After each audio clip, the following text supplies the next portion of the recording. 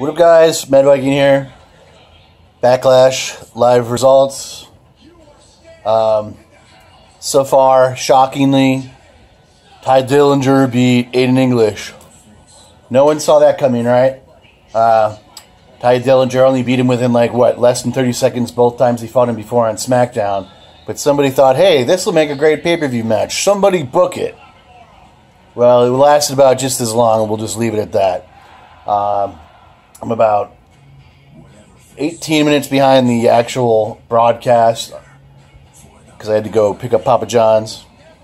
So I'll be a little bit behind, but not really. Right now it's the opening credits, the opening promos, and there's a shit ton of them. So hang in there. Well, it's the match starting off that I was hoping it was going to be, even though I never like seeing the big matches as the curtain jerker. But it's Dolph Ziggler versus Shinsuke. Dolph came out. He got a nice reaction, nice pop. The WWE let the stadium sit in silence for about 30 seconds. And that built up the Nakamura chance. Let's see what he looks like here. Lights are still out. Still in his classic red gear. Everybody's singing. I love Nakamura.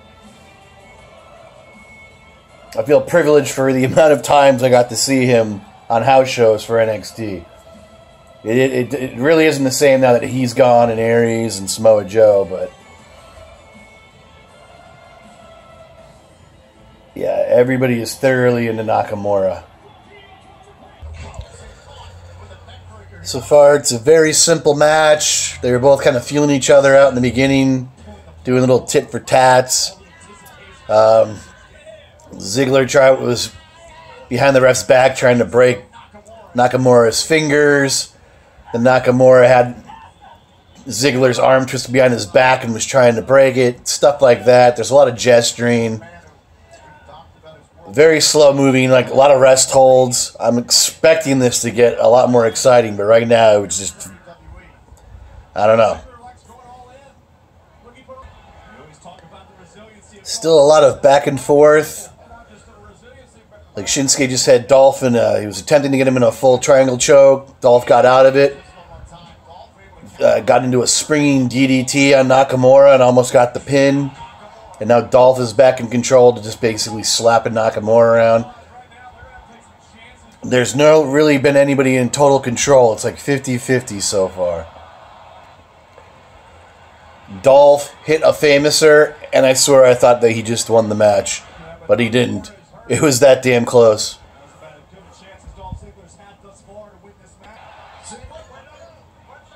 Dolph is tuning up the band. Shinsuke blocks it. Dolph hits the zigzag.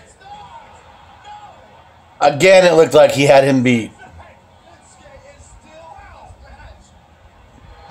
It's getting good, but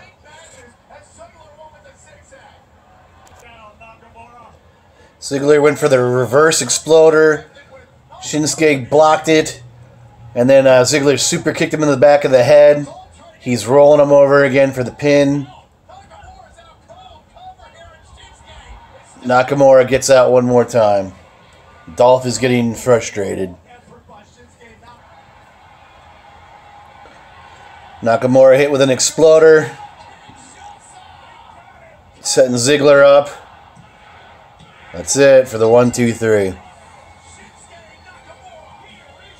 I think they should let these guys hopefully continue fighting in like a series. It wasn't bad once they warmed up. It was a pretty decent match. There was just 5 to 8 minutes of them just not really entertaining too much. But this isn't shocking. I predicted Nakamura to win. I think everybody thinks Nakamura was going to win. So far, I'm 1-0. Next is Freezdango versus the Uggos, the Usos. Fashion Police came out first, and Tyler Breeze is in that janitor getup again. He's mopping his way down to the ring. I'm assuming he's going to get out of that jumpsuit, but he still hasn't done it, and he's still in disguise.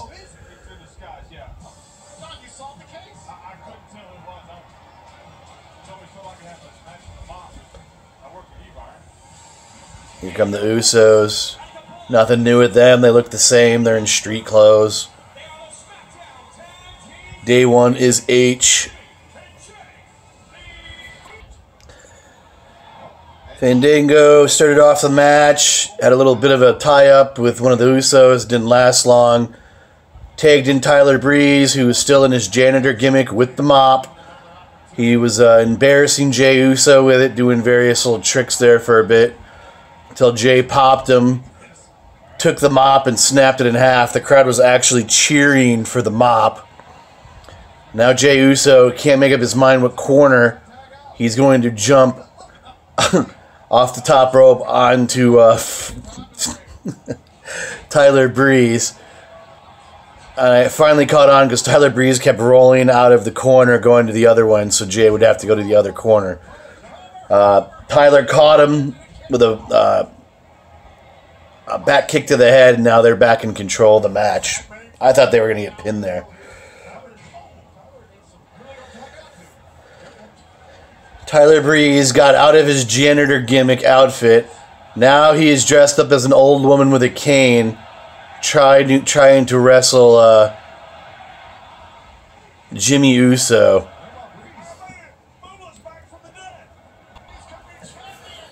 Jimmy kicked the cane away, beat up Tyler Breeze for a little bit. He did strip Breeze of his old lady gimmick and threw it at JBL, and it landed in his face. Since then, the Fashion Police have been in control. Fandango almost got the pin on Jimmy. Now Tyler Breeze is back in, working over the Uso. And he got Jimmy tagged his brother in blindly. He didn't see it. And he just elbow dropped off the top rope on the Tyler for almost a 3 count. The Usos threw Tyler Breeze into the crowd. Fandango countered with a dive on the outside of the mat. He threw Jey back into the ring. He was going to go to the top rope for his finisher. Jimmy grabbed his leg. Jey super kicked him. He fell down into the ring for the 1, 2, 3. Not a shocker. The Uggos, the Usos, have retained. But it was entertaining. But I don't think I like this comedy. Well, this comedy bit gimmick stuff in the ring. I don't know if I like that part. But I like the Fashion Police promos they do. But I don't know about having them dressing up as characters. But all right, Usos over the Fashion Police. Next match is Sami Zayn versus Baron Corbin. And I still love Baron Corbin's entrance, the beams of white light. And after he walks into each one of them, they turn red like they're just turned evil or something. I think that's awesome. I can't tell if he's got new ring gear. It looks like he might have new ring gear. Oop. This match is best described as how JBL just put it, a mauling. You're basically just watching Zayn get beat. He might get a lick of offense in, but Corbin would come right back and start stomping him again. Mid-sentence here. Sami Zayn just got the win.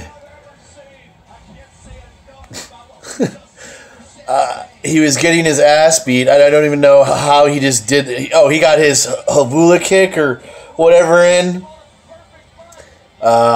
Corbin charged him in the corner and he missed. And that set him up for it. And he got the pin just like that.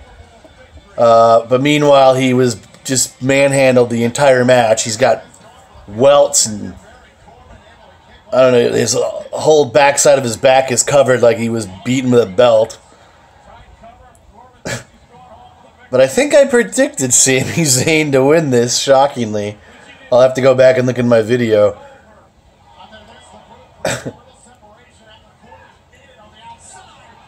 That's what it was. He just happened to pop up. He kicked him in the face which got him into the corner, and then that set up his haluva kick. All right, but Sami Zayn won over Baron Corbin. The crowd is happy. That and God, this is a huge win for Zayn. He doesn't really win anything. It just seems like he's like a perennial jobber. So kudos to him. This is probably not the end of their feud. I can bet you donuts to dollars. He's going to get beat up on SmackDown for the victory. Jinder Mahal is just pulled up in the back of the arena in a limo. The Sin Boys or brothers or whatever they're called now are laying down an Indian rug for him to step out on when he gets out of the limo. He's being interviewed. I thought he was making his way to the ring, but he's doing his "you hate me" typical speech because I'm different. I'm Muslim or Arab or Indian or whatever the hell he is. Blah, blah, blah, blah, blah. He's got a nice gash over his nose. Somebody must have gave him a receipt at a house show or something. Next up is the women's tag match, the 3-on-3. Ellsworth came out first to introduce Carmella, and he did a great promo. They're using him perfectly with her. He's actually funny, and he thinks he's like a sex god. Next came out Tamina, who all that time away you would have thought she'd have been getting into ring shape. She almost looks as big as Nia Jax. She's even wearing gear similar to her. I don't know what to think of that personally. I think she's just skating by on her name. The next out was Natalia. I think she's got new ring gear on. She's getting kind of thick too, but she's lucky I like her. But yeah, for an older gal, I think I'd be getting into a little bit better ring shape to compete with the young, fresher girls, but that's just me. I can't believe they're still playing Natalie's music. Somebody must be getting ready to talk. Oh, no, alright. Next is Becky Lynch. She got a new haircut. I don't know what I think of it. She has her hair poofed up here, combed backwards, and her sides are shaved with one dreadlock or braid going down each side. Ugh, and it goes down behind her ear and hangs. I don't know what to think of that. But she did something crazy with the last pay-per-view, too. She does something different every time. Maybe that's her thing. Charlotte's coming out. I don't know why I'm telling the order of the people. It's just eating up the time. She looks the same. Next out is Naomi. She has a new robe that's lit up all around the edges, and lights run down the front of the robe, and they change colors like her shoes. She's got her hair braided, but she has like neon braids in her hair. I don't think she's done that before. And she's in a like all green neon outfit.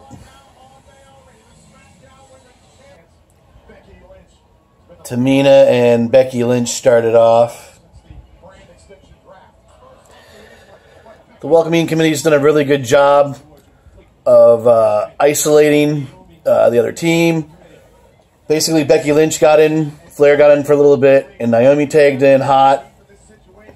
But then Carmella took control, and ever since then, they've all been tagging in and out, beating the crap out of Carmella and keeping her from tagging her tag team partners. Every time somebody gets close, like Ellsworth ripped Becky Lynch off the apron so she couldn't tag, or somebody kicked Flair in the face and knocked her off the apron. They're now they just got the hot tag. Becky's in, and she's just taking everybody out like she's the Ultimate Warrior. Took Tamina and Carmella off the apron. She's working on Natalia.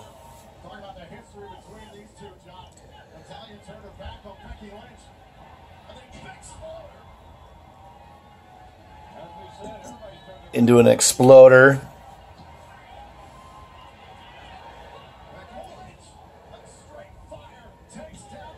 I don't know what that was. A Supergirl punch? That's what it looked like. She almost got the 3 count. She's going to the top rope. And Tamina meets her. She drop kicks Tamina to the floor. Natalya's back in control. Going for the sharpshooter, which she fights out of. And has Natalya in the disarmer. Here comes Carmella. Knocks her out. Flair's in. Throws Carmella out. Tamina's in. Super kicks Flair. Flair's out. Tamina headbutts. Wow. Cameron, she's out. The ref pulls Tamina out. And it's back to Becky and Natalya. Tamina got back into the match. Broke up her hold on Becky's hold on Natalya, which set up Natalya to get the pin, set her up for the sharpshooter, and she made Becky tap. I think I'm perfect so far on my predictions. And I wasn't even thinking, I said it in my video, that I wasn't thinking how I thought things were going to go. I was thinking how I would book these matches if I was the booker. I said, how can, yeah, because I was like, the welcoming committee can't lose. At least not yet. If they're a faction, they've got to win this feud. Or at least the start of it. Oh, Natalya's got holes in her gear right on the axle area. But I think, what is that, 4 matches? I'm 4-0. Next matchup is AJ Styles versus Kevin Owens for the United States Championship. Just got underway. So far, it's just a bunch of stalling moves or cat and mouse type crap. Nothing impressive. The crowd's starting to boo.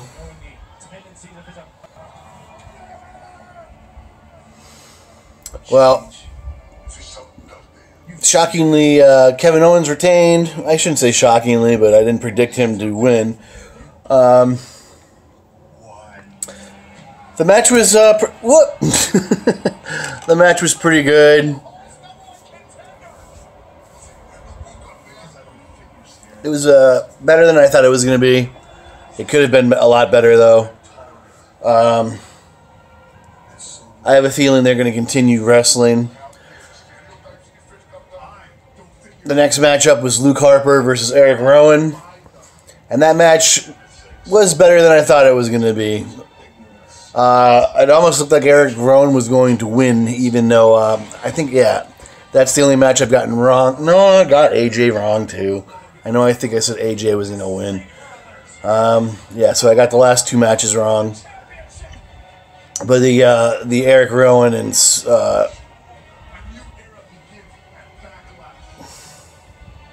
Luke Harper match was better. I was a little worried because big man matches usually aren't that entertaining. But I was kind of rooting for Eric Rowan, and I thought he was going to win, but he didn't.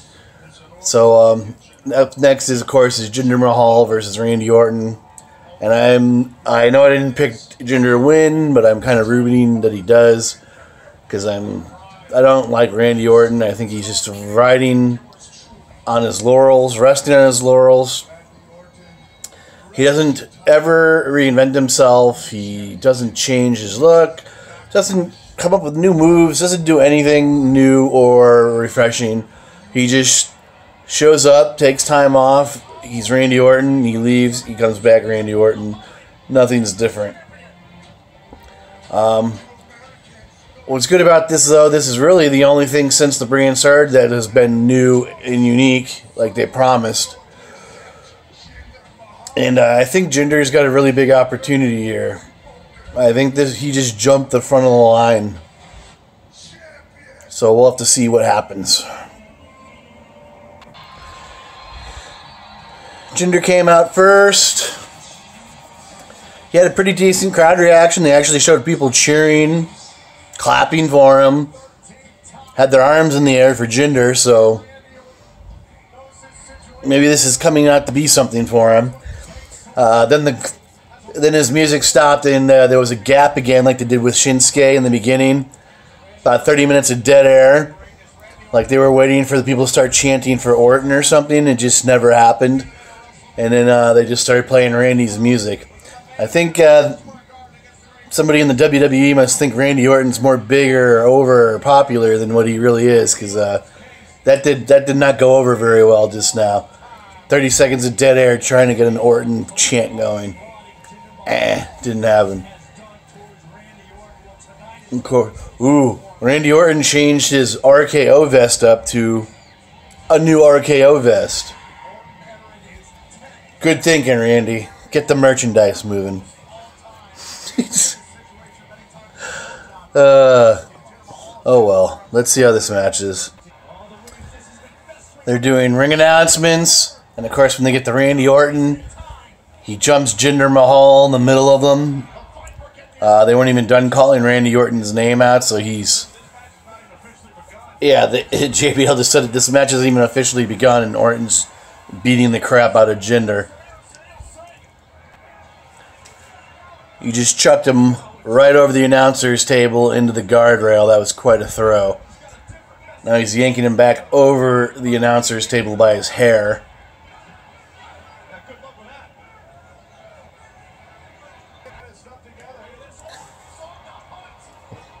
Orton's on the move. Jinder, I don't even think has gotten a lick of offense in. He just tried to get an RKO. Jinder rolled to the outside, and Orton met him with a clothesline.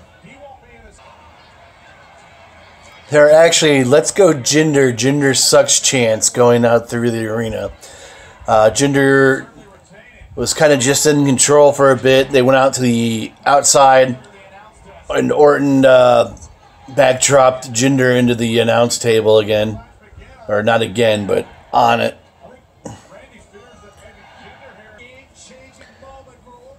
Randy just superplexed Jinder off the top rope. He's basically been in control the whole match. It's not total domination, but it's not a blowout either. Randy just hit the DDT off the second rope. He's been favoring his left arm for about the last 5 minutes. I guess I must have missed why that is.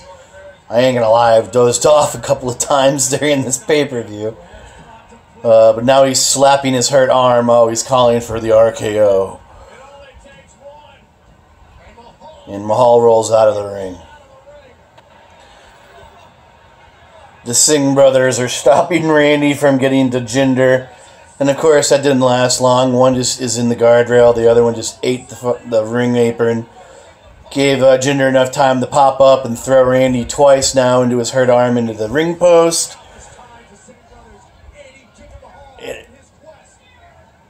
And he chucked him back into the ring. I will say, though, it seems like Randy Orton is trying to sandbag anything that Jinder does. He just hit Randy just hit him with the RKO when he got back into the ring. The Singh brothers are pulling him out of the ring, though. I was going to say, man, I don't want to see it end like this. They just saved Jinder. Orton slowly slithers out of the ring. Of course, they're not paying attention to him, which is totally retarded. Randy grabs one of the brothers, throws him over one of the announce tables. He goes to the third table, plants that one through it. He grabs the other brother one more time. And plants it. Oh! He just I don't know what that was. I think he messed it up, but he dumped the guy on top of his head, on top of the JBL's announce table. It looked like his head cracked on a TV. He's even going back looking for the guy again. Oh no, he's handing JBL his hat. Man, he must be really pissed at this guy. He's dragging that same guy back out, but now he's dragging him into the ring. He's doing... Oh, no, here comes the other one. They're doing this stupid gay double second rope DDT thing. It looks as bad of a setup as it was on SmackDown on Tuesday, if you didn't see it. Come on, Jinder. He DDT'd them both this time. Jinder's back in.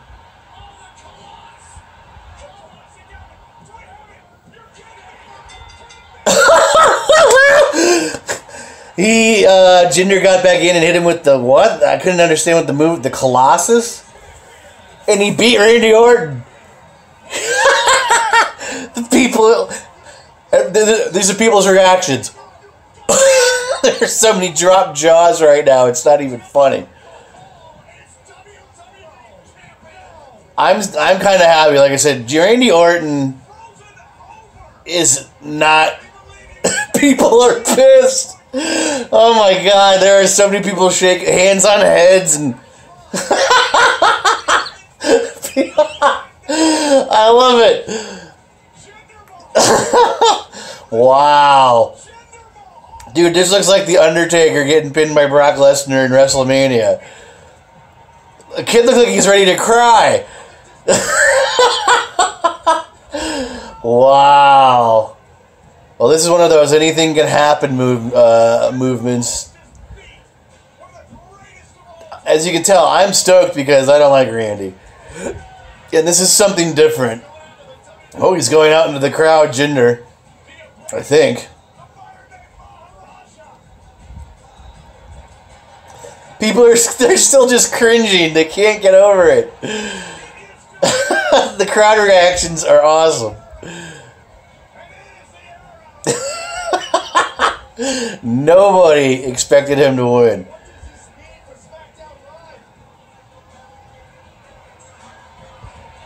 Well, kudos to Jinder, man. He has worked his ass off just to look the way he's looked.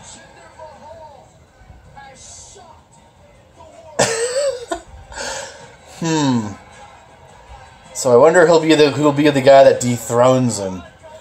But I don't think it'll happen right away. I think he'll get a couple months run. There are people clapping and cheering for him, like I said. Not everybody's against this.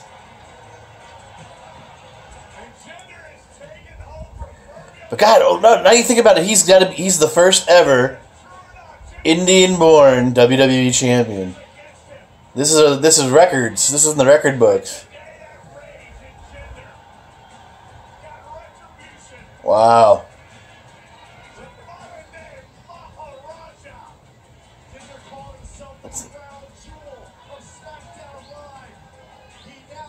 I'm trying to read this guy's sign out in the crowd. Jinder's blocking it now. Namaste when Jinder Mahal becomes WWE World Champion.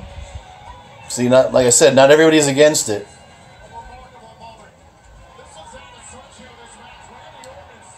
Man, when they show the replays of this, when Randy Orton, what he does to these guys on the announcers' tables, man, Jesus.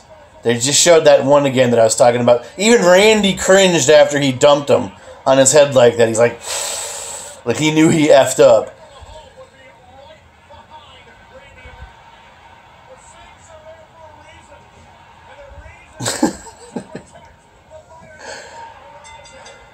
Well, maybe Randy goes away for a while and reboots. Gets a new look. Ugh. The crowd is still just dumbfounded. Wow. I love stuff like that. That just makes me smile. And Jinder's just frothing. He's just foaming at the mouth, literally. There's white foam all around his mouth. Jinder Mahal, new WWE World Champion. Unbelievable. Well, guys, I'm gonna cut this out. Thanks for watching. Hit like, hit the notification button, please. Leave a comment. Tell me what you think. Next video should be my 250 giveaway, 250 subscriber giveaway.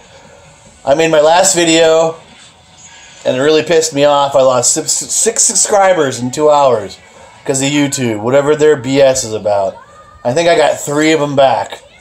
3 new subscribers anyway. I don't know, but it just makes me upset. I can't ever seem to move forward, and YouTube is robbing me. I swear I should probably have at least 400 subscribers by now, but I know for sure I've definitely lost over 150 since I've started. But yeah, look for the next video. It'll be the 250 giveaway. I guess I got to figure out what figure I'm going to give away. I'm giving away 3 WWE Loot Slam crates from Loot Crate because I have 3 extra unopened, and I'm going to be giving away a figure. So I have to go look at my stash, or I'm going to have to go and hit Toys R Us and go buy something. Maybe it'll be the new Shinsuke Defining Moment. Maybe it'll be the new Finn Balor, Jack the Ripper, Elite. Who knows? But thanks for watching. Thanks for being a subscriber to the channel. Like I said, hit like, leave a comment, hit the notification button for Christ's sake. Follow me on Instagram, Mad Vikings. You'll find me over there too. That's it for now, guys. Thanks.